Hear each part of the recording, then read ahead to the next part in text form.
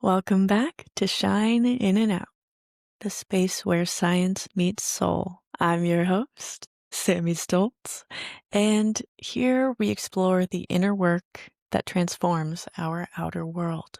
Today's guest is Cha Jones, an international author, speaker, and soul alignment coach, and she's traveled to more than 30 countries and lived in South Korea, Mexico, and Malaysia, to name a few. She's also raised her son as a single mother by choice. Her journey has been both a pilgrimage and a prophecy, going from corporate boardrooms to sacred healing spaces, and from survival mode to soul alignment. Cha is certified in emotional intelligence, life coaching, diversity, equity, and inclusion, with additional training in Reiki and spiritual surgery. She blends professional expertise with spiritual depth to guide women into their next chapter filled with peace, pleasure, and purpose. Here's some food for thought before we jump in. Research in cross-cultural psychology shows that immersing yourself in other cultures increases your cognitive flexibility, which is basically your brain's ability to see from new perspectives. It also strengthens your self-efficacy, which is the belief that you can handle whatever life throws at you. So powerful of a tool. Doesn't matter if you're anxious, as long as you trust yourself to get through it. Cha's global journey hasn't just shaped her worldview, it's rewired her brain and deepened her self-trust. So today we're going to explore what it means to realign with your soul and the science of emotional resilience, as well as how to live your life as this sacred assignment. This is going to be a soulful, honest, and wisdom-filled conversation. So let's dive on in. Okay, Cha, could you share a little bit with us about your upbringing and how it shaped the way you show up in the world today? That's a great question to start off with. First, let me just say thank you for doing this interview with me and giving me this opportunity and platform. My But pleasure. my upbringing, I was born in Omaha, Nebraska. Always said, like, God, really? Why Omaha, Nebraska? Because it doesn't really fit me as a person. And I've always loved travel and I've always wanted to travel. But I had started traveling since I was like 6 months old. I took my first trip with my grandmother. But as I was developing as a child, I had a learning disability. And one of the things that I remember is that my mother, although we learned maybe around 3 or 4 years old that she had a uh, mental illness, and that kind of shaped who I was. But in that, there were so many different lessons that I learned that shaped who I was and how I showed up and just me as a person. Her mental illness, it made me stronger and it brought out the leadership skills in me. And it also helped me to grow up faster than I really anticipated because I took on the nurturer and I was have keen understanding of what was going on at all times. But then as I was also growing up, I found out that I had a learning disability probably when I was in second grade. But the one thing that I loved and adored about my mother is even though she had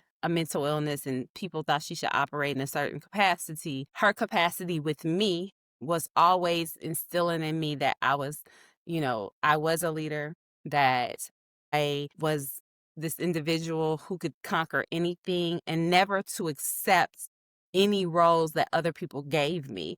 And so she would ask me, like, do you think you have a learning disability? And I'd be like, I know. And she was like, well, then you don't. Like, so operate as if you don't. And so that served me well and helped me to develop confidence. It also helped me learn to advocate and fight for myself and move beyond what other people's labels are and to self-identify and not allow anyone to identify for me. So with that being said, I would say that my upbringing was not traditional in any way, shape, or form. And I didn't necessarily come from the right side of the tracks, but I had all the tools that were given to me in adversity that allowed me to develop and become the woman that I am today. Wow, beautifully said. I love the idea of self-identifying and not following labels because that does put you into a box that you don't have to be in. I know, especially in the realm of diagnoses, people get stuck and they assume it's never been done before. I can't be the one to do it. But if you don't put yourself in the box, you don't have to remain in the box. So that is such a powerful lesson, and I'm so glad you've lived by it. Do you think, have you ever done like inner child work over how you felt like you had to grow up faster than you did? Because I know many of us had that, and it's almost like a having to go back and recognize that we didn't have a typical childhood, if that makes sense. Absolutely.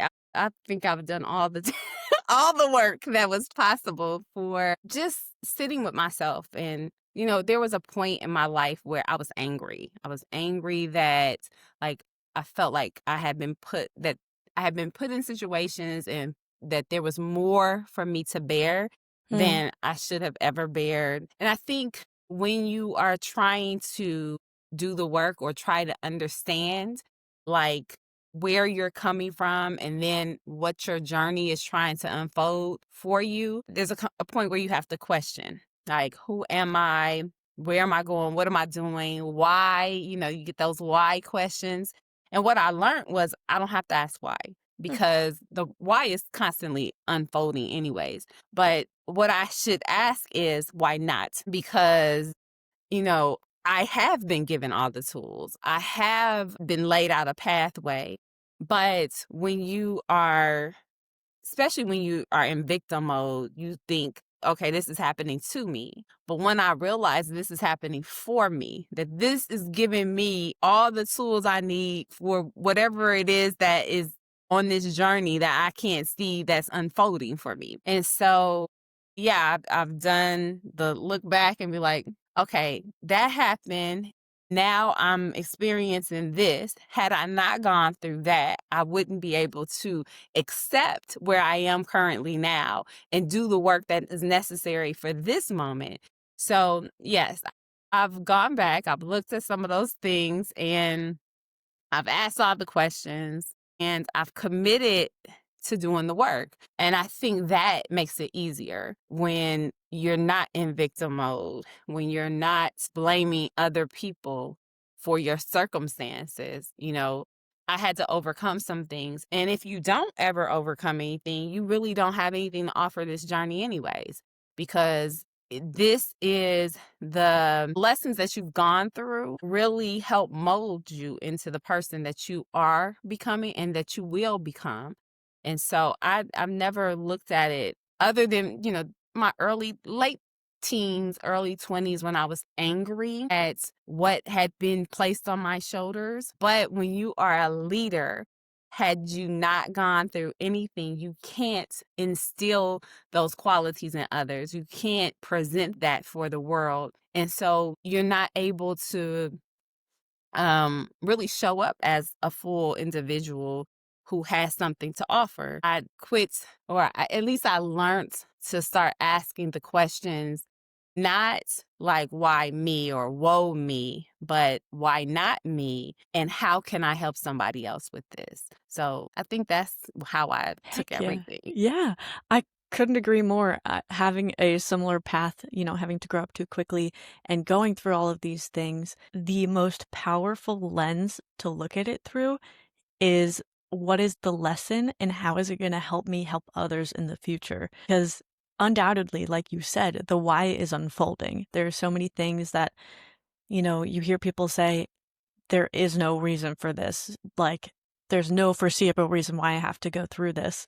And I'm like, just keep living because there's something down the line that's you're going to not be glad that it happened, but understand the why. So Right. that's awesome. And the victim mentality, I see so many people living in that. And it's, some people say you're the only one responsible for your life and the way that you're feeling.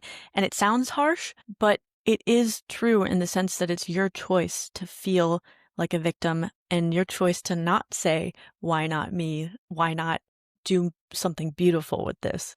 So that is so powerful. I love that. And I know you've worn many hats. You've been a corporate director, entrepreneur, global educator. What made you decide to follow your heart into the coaching and the healing work? How did that happen for you? So I don't think I decided. I think like the other parts of my life, I was chosen for this. When I was about 3 or 4 years old, I had a experience with what I consider my higher, I guess, the universe, the higher calling, God, spirit. And it came to me and told me that I had this path and that I would do great work. And that kind of also helped me understand my upbringing, right? It helped me understand what I was dealing with as a child, that I needed to experience certain things so that I could do the work that I needed to do later in life. So that kind of helped me. But no, I think I chose these things. I think that they kind of revealed themselves to me and I accepted the calling. Mm, I've always loved to help people. Especially having to help my mother. I was the oldest child. So I had siblings that leaned and depended on me. I've always been a leader. I've always been this person who saw multiple aspects and dynamics that were going on at the same time. And I could step outside of myself and be like, okay, I hear what you're saying, but I see what you're doing. And one is not adding up with one to make two. So let's kind of figure out what's going on here. So I think for me, I originally took the traditional route. You go to school, you uh-huh. get a good job, you do all these things. And I was fast tracking. Like I was like, I know I want that corner office in this high rise building. But then you hit that glass ceiling and I hit it like early, 20 something, like 23, 24, because I was trying to do multiple things, go to college, try to have this great job and do all these different things. And, I remember being like 24, I just bought my house and I had this corporate job and I just was like, other people are starting their career and I'm like, I'm finishing it. I don't want to do this anymore. Like I literally want to just like walk away and retire, but I was like 24. That's how you know and it's not right for you. so people would be like, you just started. And I was like, no, I don't want to do this. And I started my own business and was going into PR and just gonna follow my dream. And that was my first time just saying, okay, I'm gonna follow my dream. And I know that people are like, well, how you gonna pay your mortgage? How you gonna do this? And I was like, I have a plan. I'm gonna save up 6 months of my salary. I'm gonna do all these different things. And I thought that was it. And I did those things, right? I bought the house. 4 months later, quit my job, had my savings, follow up with passion and purpose. And then after about 6 years of doing that, I was like, I don't want to do this either. I want to do something different. I just kept following my intuition and I kept following my passion, just kept making providing and giving a provision for what I needed to do. Always knew, like, I remember when, like, coaching became really big, I felt like, "Oh, this is what I do naturally." Right? And I had been searching for that. Like, as an PR person, you wanna kinda, like, mold people's careers and, help them figure out their lane and the wording and the messaging around that. But I had already been coaching individuals. I just didn't have a title for it. Then as coaching became more prevalent, I was like, "Oh, that's who I am naturally." Then I got my coaching certification and then I was, trying to do the work, but then it always wasn't the right time. And then I ended up taking a, position overseas. And so I just followed the journey, but think it kind of came to me and I allowed it to develop. And there's many times I was like, okay, I'm really going to take coaching seriously. Then something would happen. But I also needed to learn a little bit more so that I could then become the coach that I am today, where yes, I have a niche, but I don't have to be in that niche because I'm a multi-dimensional Oh, person yeah. and I have all of these skills that I can bring to the table and I don't have to just stay focused in one lane. And so with that, because I was trying to put my in a box to say, this is who I am. and that's not. So I had to learn that as well. So that's kind of how it came to me, and I kind of just allowed it to mold over time, and it's worked. Heck yeah. I actually also find that I work best in multiple lanes where I can go back and forth between all of the things that I care about, and it keeps me rejuvenated because I'm not burning myself out on just one thing. I love that you didn't let fear hold you back, because the biggest thing I see in people who stay in jobs that they don't like is the fear that they can't pay their mortgage, the fear that they can't, you know, find a new job to live off of. And so the fact that you followed your intuition with such trust is so beautiful to me, and I hope that more of us can get to that point where, you just keep following your passion, like you said, and following the journey. It's so interesting because I think people, especially people my age, are very intent on figuring out exactly what they're supposed to be doing right now, ASAP. What's my purpose? What am I going to do for the rest of my life? And how do I get there right now? And that's a lot of pressure, but it's also kind of impossible, because even just in the last 4 years, how much I have evolved, I would never see myself doing a podcast ever in a million years, because I would never want to speak in front of people. And now I realize that I'm here to help, and it doesn't matter what I'm comfortable with. And like you said, I've always been coaching. Always. I've always been the person that people came to when they needed help with questions and stuff like that. So it just clicked, like you said, and it aligned with the soul. So, and you talk about there being 5 pillars of soul alignment. Could you walk us through what those look like? Yeah, so I think when you are aligning with your soul, you have all of these questions of who am I? What am I supposed to do? And how am I supposed to do it? And for me, I always have looked at an individual and thought about what does your soul want you to do? Yeah, forget about the school you went to, all your credentials, forget about the fact that you are, came from this particular family, you have done these things that you have, accomplished all of these things. But what does your soul want you to do? How do you want to show up? And so, one of the things I believe that we have done as we came, I believe in reincarnation. I believe that your soul already knows what you were supposed to do and that you had an assignment when you came into the world. So I think you first have to remember. So reconnect with your truth, because I feel like you had a blueprint before you came in the world.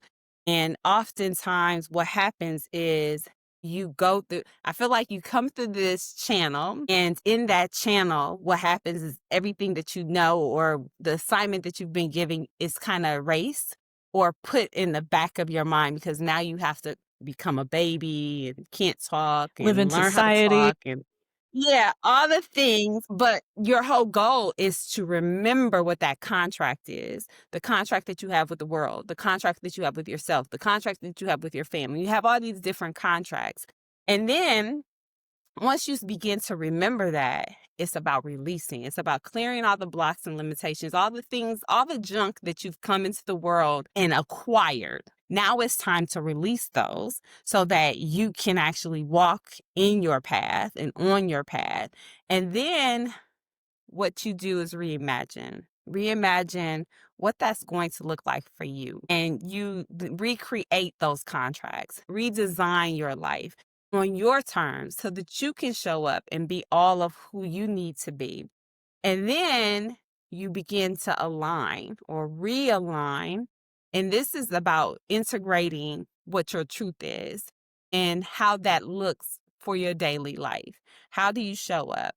How do you take the feeling of what you want, desire, and need and bring that to fruition?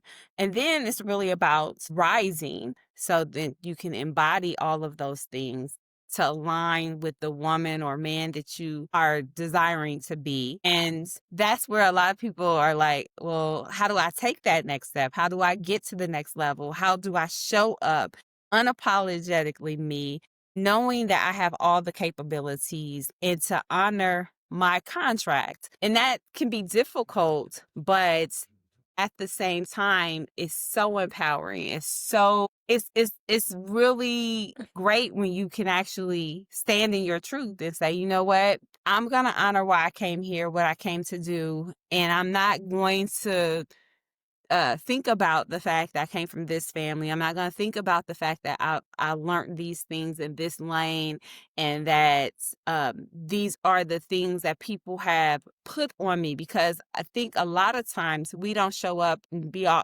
authentic selves because we feel like we're going to hurt other people, that we're not going to be able to perform the way we have been accustomed to performing. And in life, the freeing part is when you say, Q, I really appreciate being able to be on this journey. I appreciate all that you have instilled in me. But those were things that you desired. I now have to say, what do I desire? What do I need for this journey? And so I'm going to let those things go. I'm going to take a little piece of this, a little piece of that, and I'm going to walk forward. But that's not all of who I am. It might be a portion of me, but now it's time for me as an adult, or as a woman that's in her maturity stage. Now I'm willing to go ahead and take my contract back and fulfill it. And that means I have to let go of some things. And sometimes that's people, sometimes that's a place, sometimes that's, situationships that no longer serve you. And that's difficult for a lot of people because we've been ingrained to always show up respectfully for whatever has taught us. And those things that we have been taught don't always serve us. Because for me, and I'll try to kind of pivot this, but I have a son who just turned 6 last week. And even the moment he came into the world, I looked at it like he already knows who he is. I am just here to be the guide. I can't tell him you need to be this, this, this, and this, because he already has a contract with himself. And that I am just here to facilitate how he shows up in that contract and give him the tools to, because to me, it's like being in the sand and you bury something and then you go and you start digging to try to reveal it, right? You try to find it, try to figure out how to take and pull back the sand, right? That's how I look at life. Like, so you come into this world and you've been buried, and the goal is to remove all of the debris so that you can then show up. And then when you show up, then you're like, okay, I'm gonna take a little of this, take a little of that, and I'm going to walk forward. And so I try to make sure that even when he does things, I'm like, that's not what we do. Why is it not? That's not Oh. what I do. I can't determine what he's going to do. Can try to instill certain things in him. But what if that is not aligned with the contract? Then I'm just giving him a whole lot of garbage that he has to now have to peel back later. And so going back to like the work that I do, I just try to make sure that it all kind of helps a person look at, you already know who you are. You've accepted, and sometimes some things have been dumped on you that you didn't ask for. But the goal for you is to figure out, how do I align with my highest and greatest self so that I can walk this plane of existence and show up fully as the person that I am and that I'm becoming. But you just need to know you have it. And oftentimes we try to deny what we feel inside because we feel guilty about what other people have given us. And so that's the work that I do. And I absolutely love it, because for a long time, I always used to ask myself, what's my purpose? It's not really about, because I think we have multiple purposes, but it's not until you decide you want to ask the questions that are greater than the questions that are before you that you really start to dig in deeper and get an understanding of what purpose means. And sometimes that's passionate and sometimes it's not. And I think we as a society have, so you need to be passionate. Sometimes this work is not passionate. I don't feel happy about certain things I have to, disclose about myself that doesn't feel really good. So that's the work that Yeah, I do, and I absolutely love it. that's so real, and it aligns with the self-concordance theory in psychology, which is when your goals and your authentic values are aligned, you can have better motivation, well-being, and you can actually persist through these goals. And it seems like each of your pillars helps bridge that gap between who you were told to be and who you truly are, which is sometimes a very big gap. And I'll get vulnerable right quick. I'm trying to navigate that gap because I know that I want to help people and I know that I could start right now. But part of me is thinking, oh, my family is so proud that I'm doing a master's with Johns Hopkins. Oh, my family wants me to be a doctor, and it's so funny because when I'm looking at other people and I'm coaching them, I say, this is your life. And if everyone else is gone one day, will you regret choosing this path on their behalf? And it's usually a yes. In my case, I think I'm just trying to figure out if there's a part of what I'm doing that I can use in my purpose in doing this and touching people, because by learning all of the science, I'm excited by it and I want to integrate it into the soulful work, which is something that isn't really seen. But I feel like there is a point where they connect and I'm just looking to touch that point and share it with people. So the idea is, can I do it teaching myself or do I need the credentials? Should I, at least even if I choose to do just this, do I tell my grandparents I'm still doing the masters or something? Like it's real. It is so real. And that's what I love about your approach. It's not just feel good wisdom, it's backed in how the human brain and the motivation systems actually work. So when you talk about remembering, how do you help people remember and reconnect with that truth and their contract, as you said? So with my work, I do look at astrology to look at the whole person. I also look at numerology. So I look at a lot of esoteric type things, those sciences to kind of look at the person. And you can tell a lot about a person through their astrological charts, looking at the houses, looking at the time of their birth, looking at what their soul contract is, because it will kind of reveal that there are plenty of paths that a person can go down. It's not finite to that you have to do this, because you have free choice, right? You have the choice to be like, okay, I came into the world and I'm willing to accept that.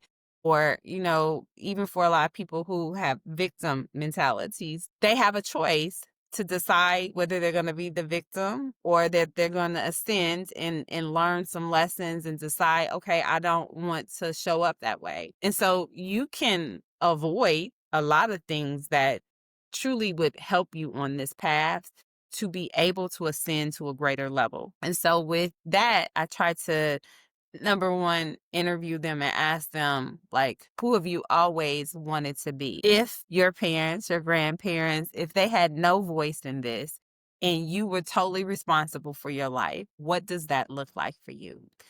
If you can't disappoint anyone, if you can show up fully as yourself, what's that look like? And people start to really think about, well, if I could have done anything in the world, I would have been a dancer. Okay, Mm. so why didn't you? Why didn't you show up as the dancer? And oftentimes it's because I was going to disappoint somebody, or because I didn't have the confidence that I could do it.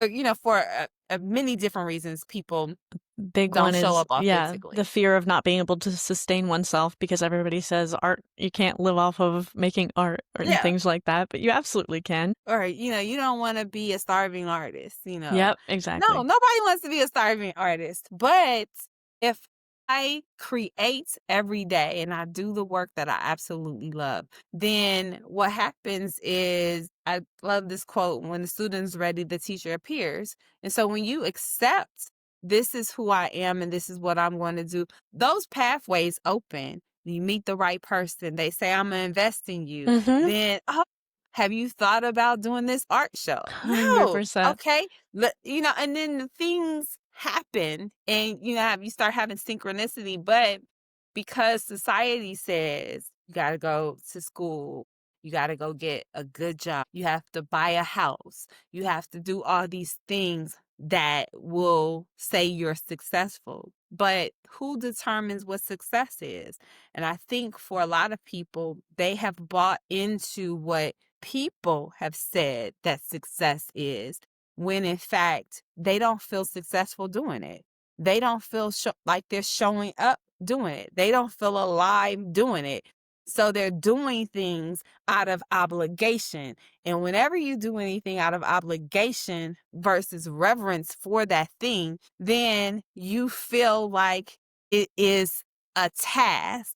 And there's nothing purposeful about a task that you don't even want to do. Yeah. So I think that becomes the issue. But until people start asking themselves questions about why they aren't showing up in a way, or they feel like they've taken on way too much, they have all this burnout, it's Mm, because you're working against your natural self. yeah. Naturally, you're an artist. Naturally, you're a dancer. Naturally, like all these things that you have always loved to do. For instance, I said I had a learning disability, right? And the thing is, I've always been a writer. I've always loved to write. I've always been able to put words together. My learning disability says she can't do that. She's dyslexic. She can't, she's gonna fumble that ball, but that's who I am, right? And if I took, okay, Mm, society says I have this label that I need to accept for myself, then it goes against yeah. everything that my spirit is saying that I naturally am able to do. And once I learned that, yes, it was challenging at one point to do this, but even doing this makes me happy, Yeah. and figuring out ways to form words outside of the box. And I don't have to conform to this is the sentence structure for you. This is the sentence structure for my creativity. And I'm drawing pictures with words. Yeah. Now I can step outside of that and say, I don't have to follow society's rules and regulations because it does not comply with my creativity. And I think until you're willing to do that, then a lot of times you get put in boxes that you can't get out of. You feel stuck, you feel tired, you feel overwhelmed, all these different adjectives to describe what you're going through, but really that you're not showing up. It's not that you're not answering the call. And therefore you get stuck in a place that doesn't serve you anymore because you're not willing to do the work. Percent. And I fully believe that defining your own version of success is so important that it's the first page of my ebook on my website. Define your definition of success. And it's really so precise to you. And if you don't take the time to think it out amidst your values and your soul contract, you're never going to know what you're missing. You're never going to know how to get there because you don't know what you're going toward. So taking that time is very important, and having a teacher and a coach is always so helpful. And your release pillar, you talk about, I'm sure it's a release of the society and all of those things, but also inherited trauma. And I love the study of epigenetics, which shows that trauma can leave chemical marks on our DNA that Absolutely. influences how our genes are expressed. And the good news is that supportive environments and intentional healing can shift these patterns psychologically and physiologically. So I'm curious, how do you help your students or your clients recognize and break those patterns? Um, A lot of different things, the modalities that I try to incorporate, but a lot of it is through meditation Mm, and just doing a lot of rewriting. Like, what is it that you brought to the table that came from your mother or came from your father or came from this experience that you had as a child, and do you want to accept that? Do you want to keep living that? How has that served you, right? Because you can continue to do the same thing and expect a different result. We know that's the definition of insanity. Or you can say, that's not working for me. Pull back the layers. It requires you to do work. It requires you to sit with yourself. It requires you to ask very difficult questions, but you're going to rewrite your subconscious and conscious contracts that we have with ourselves, right?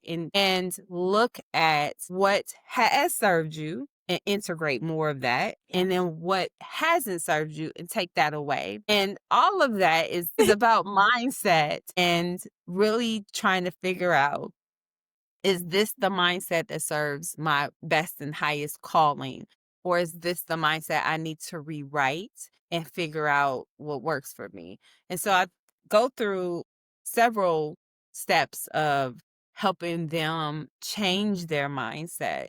And that's over time because, especially when you're dealing with muscles that you haven't used and or you haven't used in a while, you have to revamp and get some momentum in that area.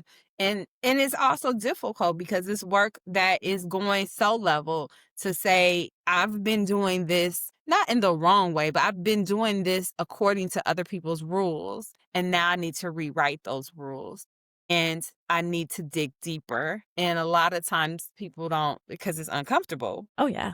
I know that when I was rewriting, it's like, I want to see myself naked. Like, I don't want to see, I don't want to reveal this, that I've been dealing with all of this or that I've taken on all of these things that Because it don't makes serve it me. real. Yes. And so I think that's how I try to approach that aspect. And everybody's different because everybody comes into it differently at a different stage. Some people are very self-aware, self-actualized, and they're like, I'm ready. I know what some of my issues are. I know what some things I need to let go of. And some people are like, listen, Something's wrong. I've been avoiding this all my life for a reason.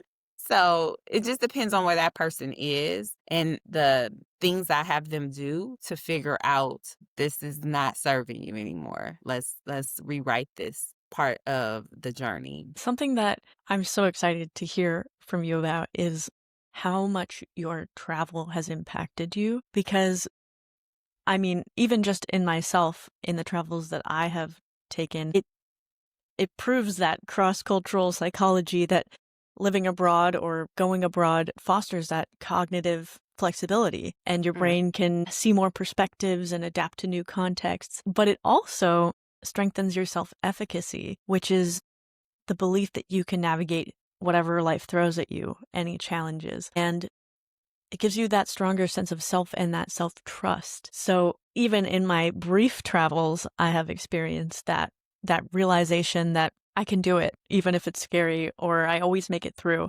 So I'm so curious, living abroad, being abroad 30 plus countries, what are your biggest lessons from the travel that you've done? That's a big one. I think travel really, they say if you're in a relationship and you want to know if this relationship is going to work, that you should travel together. I think that's when you really learn a person because it's easy for people to operate in an environment that they're accustomed to, but when you throw different things at a person, maybe a language barrier, different foods, communication styles, cultural experiences, when you start throwing all of that in and you see how people navigate, Mm. then you're like, okay, I can't take you with me. Yeah. Or, you're not ready for this. And you get to see how people really navigate in their mind through difficult situations and or just different experiences because and it happens so quickly. Like it could be a 3-4 day trip and you will see a whole different person that will show up because in your own environment, you're on autopilot and you're just doing things. And it's just what comes naturally to you because you've done it so many times. But when you have to be outside of your own environment and you step outside that box and the things that, that's not placed right there, they don't do everything that you are accustomed to doing. And you can't define that as wrong because it's different. It doesn't mean it's wrong. That's how they do it. Just like I can't come to your house and say, I don't like how you have this feng shui set up. This is how you decorate. It may not be how I want. Like, for instance, toilet paper. I don't like when the toilet paper comes from the bottom. Oh, I yeah. like it coming up. Listen, Cha, the patent has the toilet paper coming from the top. I don't know if you've ever seen the original patent, but it's totally valid. It It belongs on makes top. sense, right? But it would be wrong for me to go in your bathroom and flip it, right? So, same thing when you go to someone else's house in a different country or you go to a different country. There are things that they do that are customary to them and that lifestyle and that culture. And so it's improper for you to go there and say, that's wrong. This is how it should be done.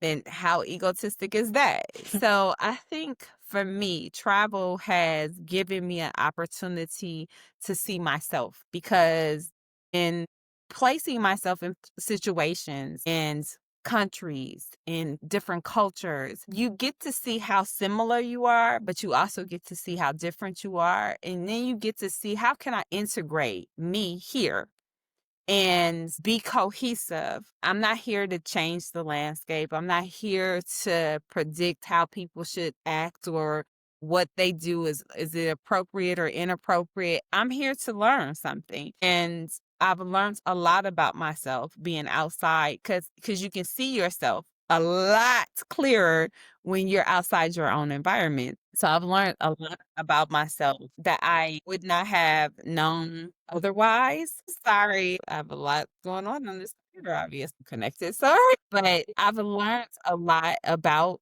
who I am, and I've learned a lot about what I dislike about myself, the Mm. things I want to change, the things I want to integrate and take from somebody else's culture. And then when you're traveling, you have to have good time management in a lot of aspects. You have to think outside the box. You have to be willing to accept what is and what isn't. You have to be able to think in the moment. So there's so many things that you're learning that you don't necessarily have to do at home that requires you to take an evaluation of yourself constantly versus if you're at home, you may evaluate that every now and again, right? Because it's not changing so much. So I think travel really opens you up to who you are. It helps you to get outside your head. But more importantly, I've learned to live. I've learned to take the good with the bad and the ugly.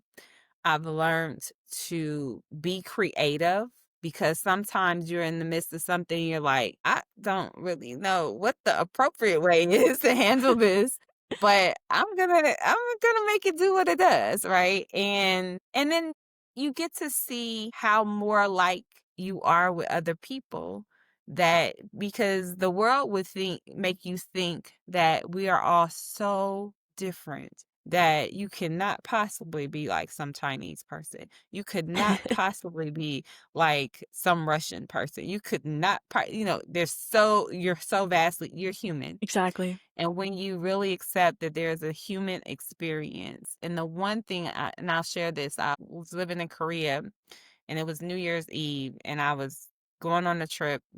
I lived in Seosan, which is about 2 hours south of Seoul. And I got on a bus. The bus was packed. Now I bought a ticket, but they oversold the seats. So now I got to stand. And I had gone party ready. I had stiletto heels on. I Ooh. was like, I gotta stand for 2 hours. Now it's also New Year's Eve. So that 2 hours was gonna be prolonged because there was so much traffic. And so I'm like, oh my God, I can't believe I signed up for this. Why did I not leave earlier? Right. And so I'm standing there and I feel this tug on my coat. And I'm like, and it's this lady, and she's telling me to sit down, and it's already 2 people in the seat. And I was like, "Oh, no, thank you, no, thank you." And she's like, "Sit, sit."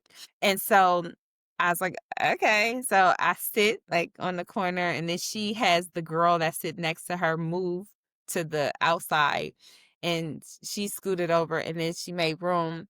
And I'm just thinking to myself, like, how would I have handled that in America? Like, would somebody have given me the seat? Would Mm. she have made room for me? Right. So there's a lot of things that was going on in my head. So I was just so like in awe. So when we get to Seoul, get off the bus, and I'm trying to say thank you, and I was handing her some money, like, let me pay for your bus ticket at least. Like, and I didn't have the words because I didn't speak Hangul. Um, so I was trying to figure out how I could communicate. So I was giving her the money and she was saying no. And I remember her taking my hand with the money in it and she put it on my heart and then she put it on her heart. And then so to say, from my heart to your heart, don't worry about this. I gave you the seat because I'm a compassionate human being and I saw that you were standing there and I didn't want you to stand there.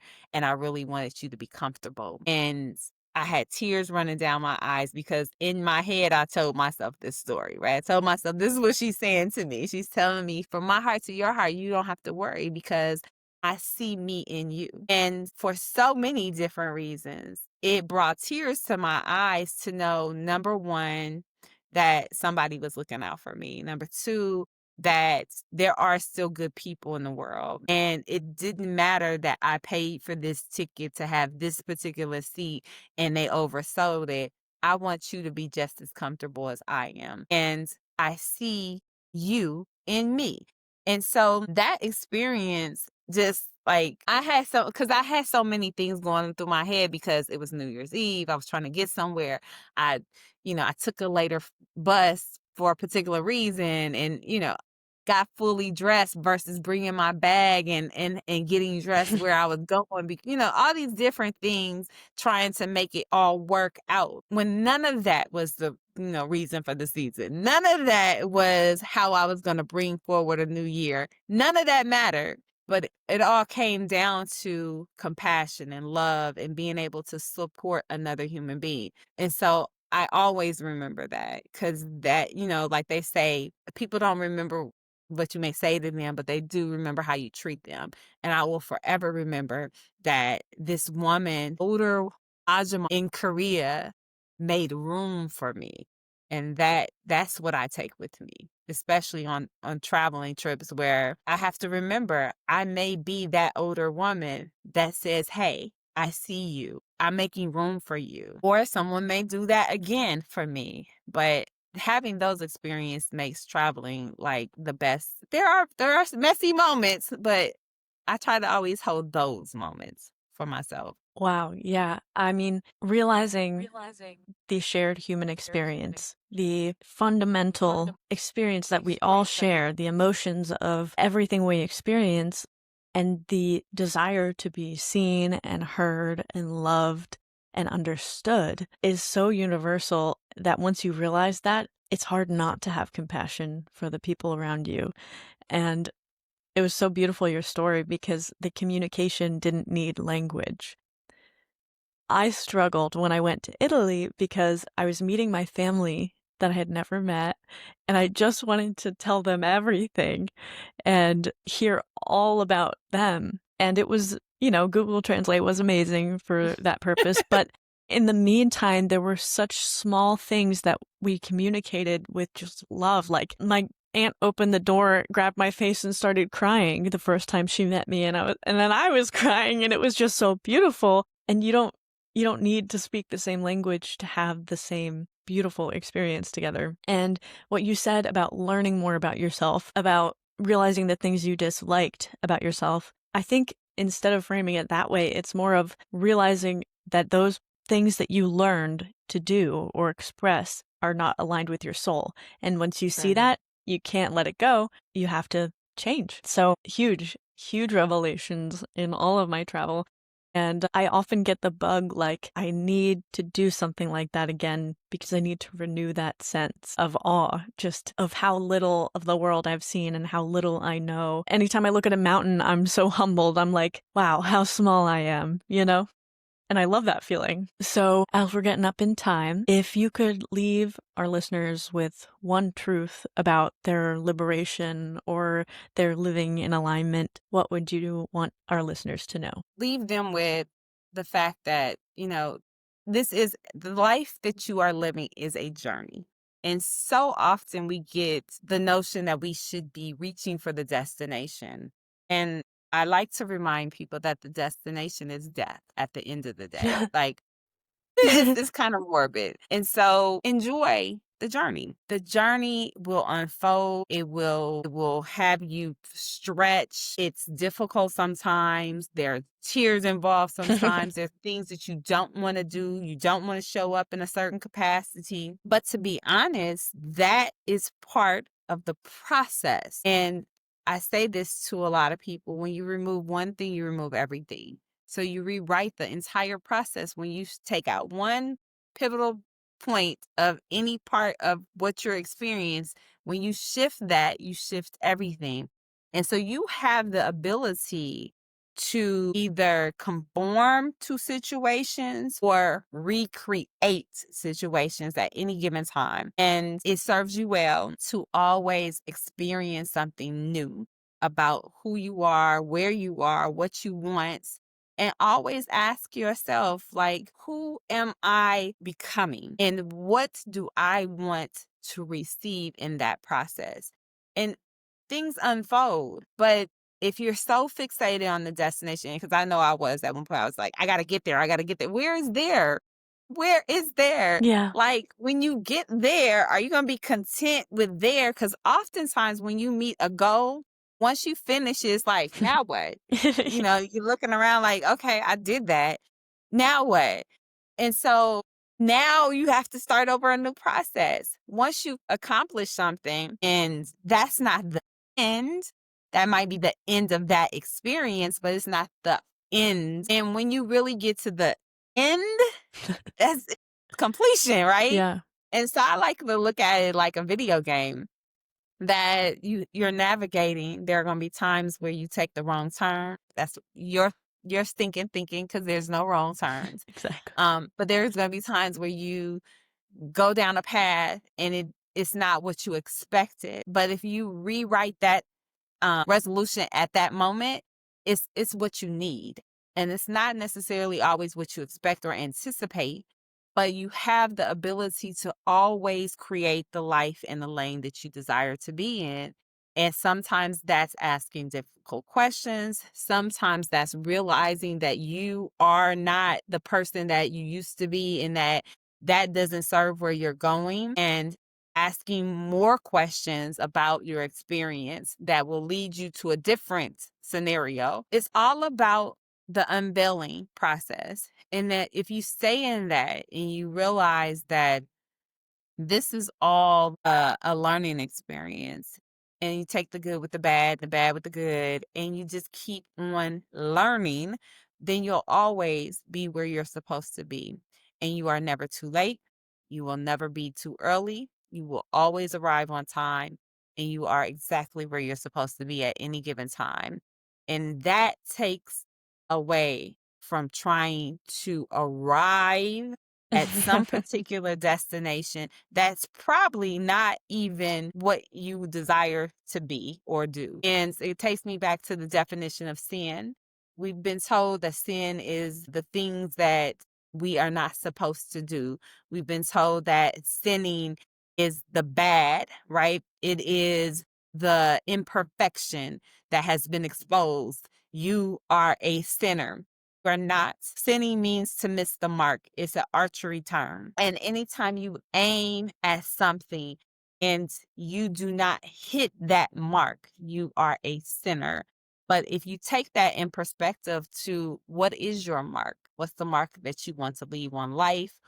You can't miss it, because as long as you're aiming, as long as you keep showing up, you are right where you're supposed to be. And I think when we redefine the definition of what it means to miss the mark, that we can realign that at any given time. And that's what your soul wants to do. Your soul wants to keep recalibrating so that you actually hit the mark. And that means that you are aligned. That means that you are on purpose. That means that you are showing up, becoming the best version of yourself.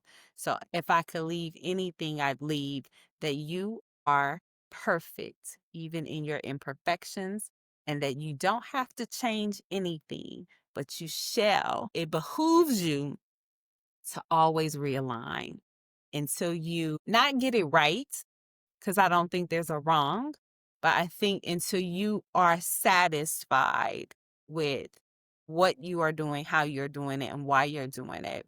And that will continuously change until you actually reach the destination, which we know what that is. Absolutely. Absolutely. Yeah. I mean, always getting closer to our soul and the lessons we're supposed to learn. And I love the archery metaphor because, well, it's not just a metaphor, but you can miss a lot. And that's okay because that's the whole point of practice. But eventually, when it matters most and you're in the competition, because you've practiced, you do hit the bullseye, and that's your purpose. But if you are so fearful and avoidant of practicing because you're afraid of sinning or messing up along the way, you're not going to have the skills you need to make the bullseye and fulfill your purpose. I do try to see the bigger scope of things. And you don't need to travel to learn all of these lessons. You can just be more aware in your daily life that it's like it's a game, like you said. If you don't take yourself and your life so seriously, those little moments where you mess up, instead of ruminating, oh my gosh, I said the wrong thing in front of this important person, or, anything along those lines, it's stepping back at the mountain of life and seeing how small that one event was and how little it will impact you when you're looking back on your deathbed, you know?